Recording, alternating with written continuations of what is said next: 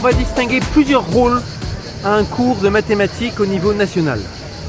Un rôle qui est les connaissances de base qui permettent à chacune de se débrouiller dans la vie, de ne pas être handicapé quand il s'agit d'avoir une évolution professionnelle ou autre. Un rôle qui est le développement personnel des facultés de logique, de raisonnement, très important et souvent sous-estimé.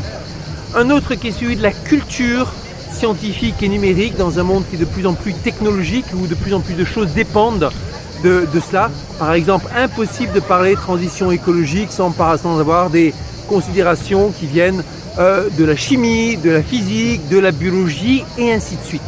Et puis il y a encore un rôle qui est celui de mathématiques comme discipline au service de beaucoup de disciplines scientifiques et qui amène aussi vers la recherche et le développement technologique, scientifique dans des matières variées.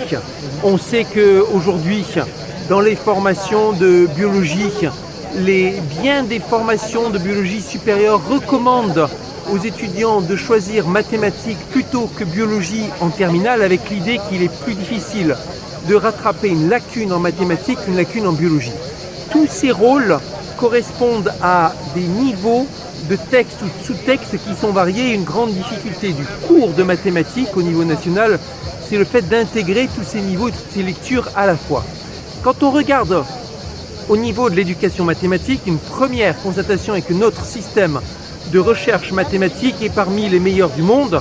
Et d'ailleurs, la France est sur les 20 dernières années le pays le plus décoré internationalement au monde en mathématiques.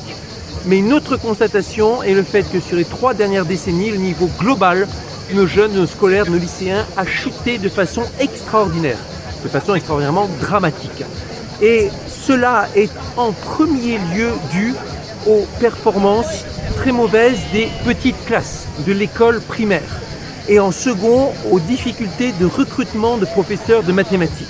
On peut discuter des programmes, des volumes horaires, tant que nous n'avons pas des enseignants en primaire, au collège, formés, à l'aise avec les concepts qu'ils doivent enseigner, avec les capacités de développer leurs techniques et de faire leurs expérimentations, nous brasserons du vent.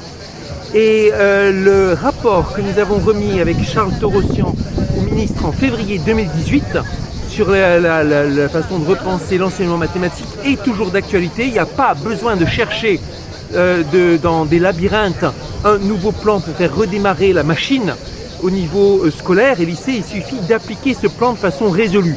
Pour l'instant, il est appliqué, certes, mais avec des moyens qui ne sont pas à la hauteur. Continuer aussi en revalorisant le métier d'enseignant et puis revoir la réforme du baccalauréat qui, à l'usage, ne fonctionne pas pour les sciences. Ça veut dire augmenter les horaires de la discipline scientifique de tronc commun. Ça veut dire passer de 2 à 3 spécialités en première. Ça veut dire aussi certainement une option mathématique de niveau intermédiaire entre l'option tout venant et l'option spécialité. Ça, c'est un ensemble qui demande du travail et de la volonté dans la durée, mais qui est fondamental aussi bien pour la réussite du pays en tant que nation technologique et économique que pour l'épanouissement individuel des uns et des autres. Quand on parle de cours de mathématiques qui ne fonctionnent pas, on peut voir un pays qui a des difficultés en économie, on peut aussi voir les millions d'heures qui sont perdues par des enfants en situation d'échec et par des enseignants lassés de prêcher dans le vide.